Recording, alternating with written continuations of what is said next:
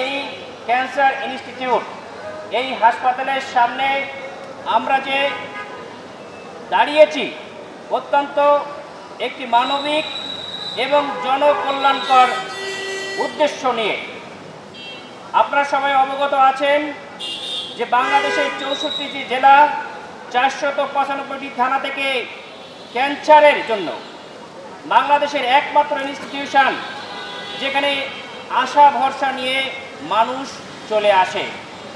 কিন্তু আনফর্চুনেটলি যে ক্যান্সার হাসপাতালে মানুষ চিকিৎসার জন্য আসছে, সেই হসপিটালই বিভিন্ন দুর্নীতিতে ক্যান্সারে আক্রান্ত হয়েছে। অবাক এবং হতবাক হবেন, এই ক্যান্সার ইনস্টিটিউটে 7টা রেডিওথেরাপি মেশিনের ভিতরে মাত্র 2টা কাজ করে, বাকি 5টা কাজই করে না। সুতরাং মানুষের সেবা কোথা থেকে আসবে? আমরা আজকে সংবাদকর্মীদের মাধ্যমে এই হসপিটালের দুর্নীতি আমরা তুলে ধরতে চাই। এটা আমাদের নৈতিক দায়িত্ব। আপনারা অবগত আছেন যে আমাদের জামায়াতের আমির ডাক্তার শফিকুর রহমান 19 জুলাই অচেতন হয়ে পড়েও সোজা হয়ে দাঁড়িয়ে উনি বলেছেন, আমরা দুর্নীতি করব না, আমরা দুর্নীতি সহ্য করব না, প্রতিহত করব ইনশাআল্লাহ। তারই ধারাবাহিকতায় আপনারা দেখেছেন আপনাদের সহযোগিতায় শিশু হসপিটালে আপনারা যে একটা সংবাদ পরিবেশন করেছিলেন, সেটার উদ্যোগ আমি নিয়েছিলাম।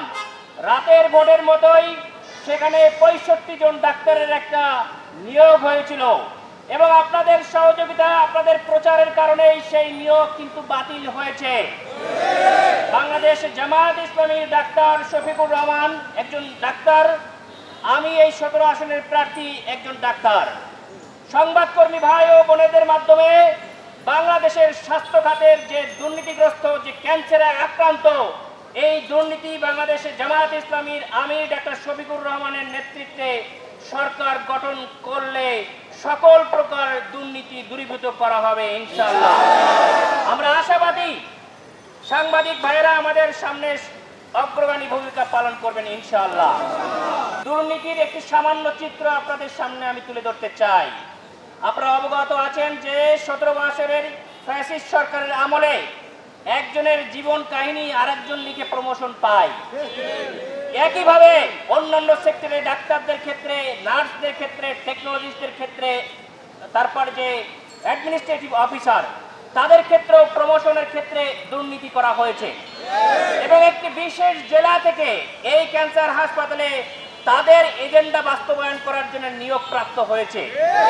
একটা জাতীয় ইনস্টিটিউটে এই অত্যাবশ্যকীয় চিকিৎসা করার যে ইনভেস্টিগেশনের জন্য যেগুলো দরকার সেটা নাই।